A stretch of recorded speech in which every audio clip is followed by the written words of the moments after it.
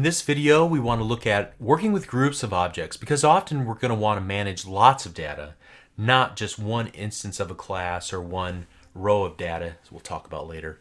So we're looking for ways to manage groupings of objects. And so we're going to look at both arrays of objects and collections of objects in this and subsequent videos today. So remember when we talked about arrays a couple of days ago? Well, they can be used to work with your custom reference types, your custom classes. Just like we were able to use them to work with value types like integers and strings and things of that nature. So let's take a look at an example of this. As you can see, I have a project open called Array of Objects, and I've defined an automobile class. You can see here that I have a bunch of auto-implemented properties that we talked about yesterday. And also I have a single print method. Now, as a short aside here, you might look at the text inside of this and say, what in the world are you trying to print out? More importantly, why do you have all of these, values, these properties essentially, that listed by commas after? Well, the reason is because we're using a special syntax called a string formatting syntax. Don't want to really explore this fully right now because it's not really in the correct context. But just to kind of give you a pointer, what it does is it takes anything in between the curly braces and it matches it up with the first item. In this case, the first item is 0. It matches it up with the first item after the literal string, so in this case year. And it will match up the second item with the second item in our list of parameters, the third item with the third item in our list of parameters, and so on. And so it's two things. First of all, it's an easier way than using a bunch of plus symbols to concatenate a bunch of strings together. Secondly, it's more efficient. Again, I don't want to get into it right now, but this is a better way to concatenate strings together using my string formatters. Let's come back to that later. For now, let's just focus on the fact that we have an automobile class that we want to create several instances of. And so that's exactly what we're going to do here in our main method in our program.cs class. First of all, you can see that I'm creating a new a new array of automobile objects called inventory. And we're going to declare the size of that, initialize the size of that array to 5 elements. Okay? And then next what I'm going to do is create 5 instances of the automobile class. So I have an automobile that has a make and model of Dodge Dart, another one with an Oldsmobile Cutlass Supreme, another one that's a Geo Prism, a Nissan Altima, and a BMW 745 Li. Okay? And then what we're going to do is take each of those references to those objects in memory and store them in an element of our array of automobiles. As simple as that. Very similar to what we saw before with arrays. Nothing really all that different with it. But this is kind of cool. Now that we have all of those objects in an array, we can iterate through them and call the print method on each one of them. So in this case, we're going to loop through 5 times. And each time we're going to print or call the print method for the current item in that particular element of the array. And so also what I do is I want to pick on one particular element of the array and list that as a special promotion. As you can see here in the console.write line, we have a special promotion on this vehicle, okay? And so we're going to pick one of them and just display it, just to show you that it works just like any other array that we've worked with in the past. So I'm going to run this example, and you can see here that we get the results that we would expect, right? And in the order that we added them, they are indeed displayed, calling the print method for each one to get the full description for each automobile object. Additionally, we were able to print out a single item by referencing its index, specifically the second item with an index of 1, and listing that as a vehicle that we have a special promotion on. All right, excellent. So this seems like all we might ever need, right? Well, not exactly. There's a couple of problems with using arrays for this purpose.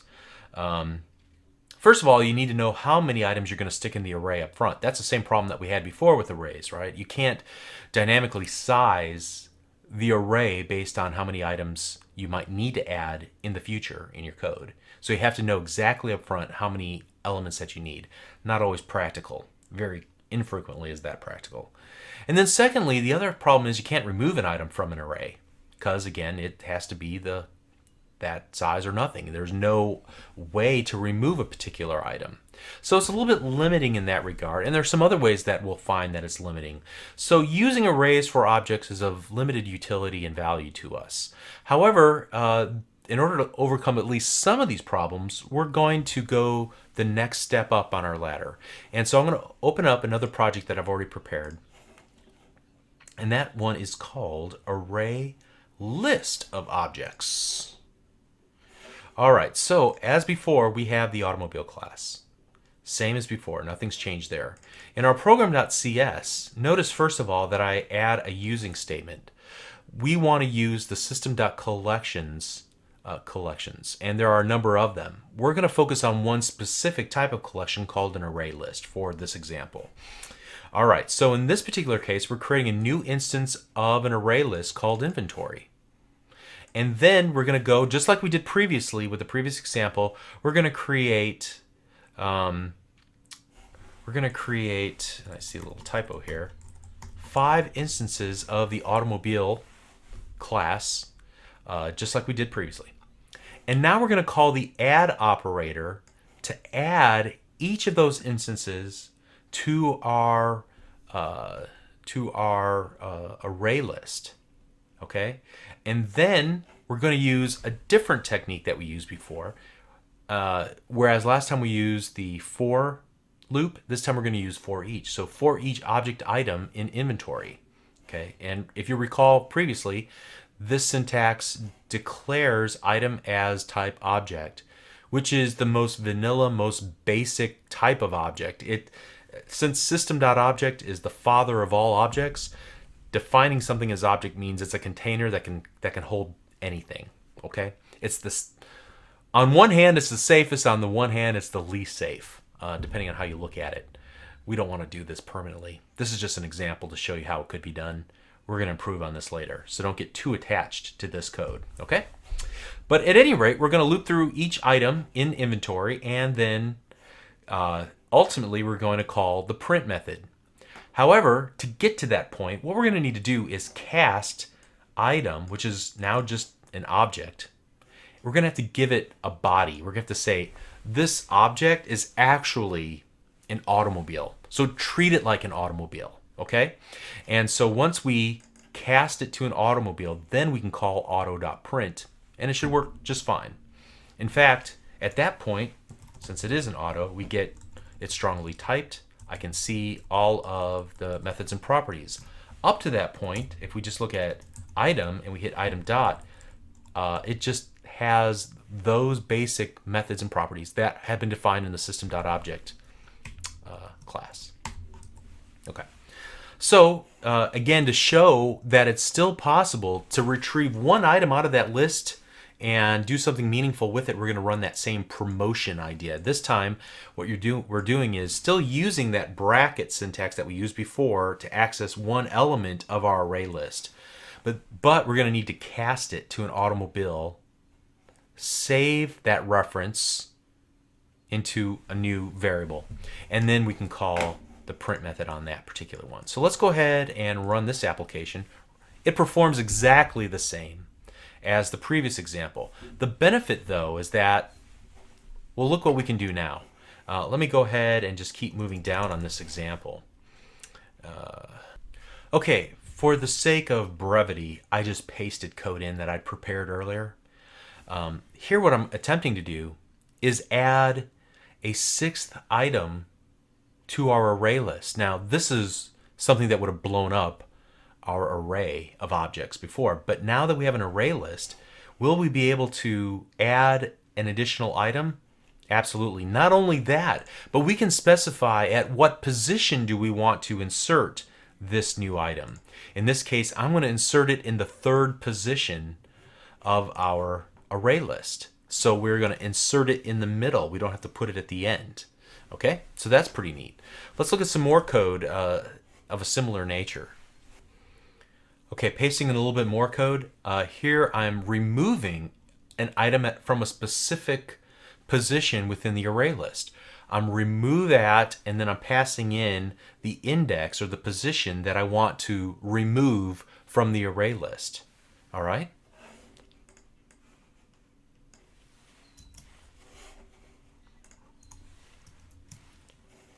Here I'm pasting in some more code, and this time I'm going to grab a reference to a specific item in the array list. So now I have a reference to one automobile called, I'm going to call it remove auto, because ultimately I'm going to call the remove method. So here I used remove at to specify a position. Here I'm calling remove to find that particular reference to that object in our array list and then nix it, get rid of it, right?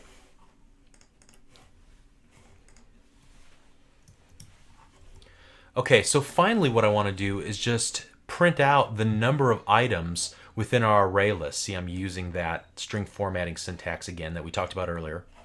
This time I'm using the count instead of the length property that we would have used with the array. The array list has a count property. It's the same thing. It's just returns back to us the number of items that are in our array list. Furthermore, we're going to loop through, just like we did earlier in the example, and print out each automobile. And so now we can see all the changes we inserted, we removed, and how that affects that list that we've been maintaining in memory. So let's go ahead and run the application again. Here's our first results. I'm going to hit the return button a second time. All right, so we're inserting a new item at position 3, removing item 2, removing item 1.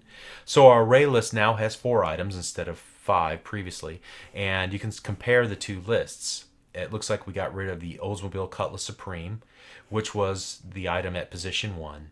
It looks like we removed the GeoPrism, which was this note here, removing item 2.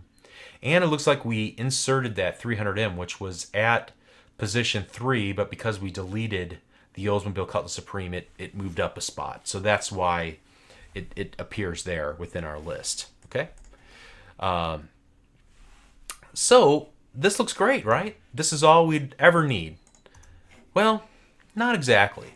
Let's take a look at another class that I created called book.cs. And book is very much like the automobile in so much that it has some auto-implemented properties and it has a print method. Okay, so it looks similar in that regard. Admittedly, the properties aren't the same as what we saw in the automobile, but still the same, you know, it's the same kind of format. It has a print method after all, you know, it's got to be somewhat the same, right? So what if we wanted to extend our application, say we no longer just sell automobiles, now we sell automobiles and books, okay? So what would that entail? Well, now we're starting to see this approach using the array list break down a little bit. It certainly can handle it, at least at the beginning. So let's go back to our program.cs and let's go under here. And I'm going to paste in some more code. Okay, so this is the code that I pasted in. I'm going to create a new instance of a book object. Okay? And then I'm going to add that new book object to the inventory. There's nothing that says we can't do that, because it's going to cast that object to an object, to a system.object. Okay? That's how it's able to make this all work, which is both its greatest attribute and its greatest Achilles heel all at the same time. And I kind of put this now, watch the fireworks, because this is really where the problem's at. Here we want to loop through each item in our inventory, but as we noted before, we can't just call item because item is just a type system.object. We're going to have to cast this to either an automobile or a book. And, you know, although I don't demonstrate it here, it's possible to do this. Let's just watch this run and see what winds up happening. All right, so here, this is where we've run the first 2 sections of code. Now we're going to run that 3rd section of code, and we get an exception, and valid cast exception wasn't handled. Why? Because it's trying to cast something of type book to automobile. And you might say, well, then just cast it to an automobile. Well, or you know, cast it to book then instead, or check it first. Well, we certainly could do something like figure out in code what the data type is and then attempt to cast it to that type. That's possible. It's a little bit elaborate and tricky.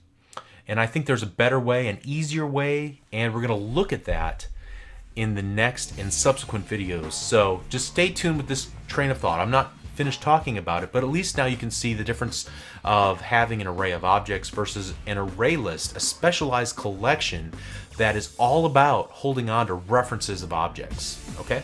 And the extra functionality that we get, and we're going to expand on this in the next video. See you there. Thank you.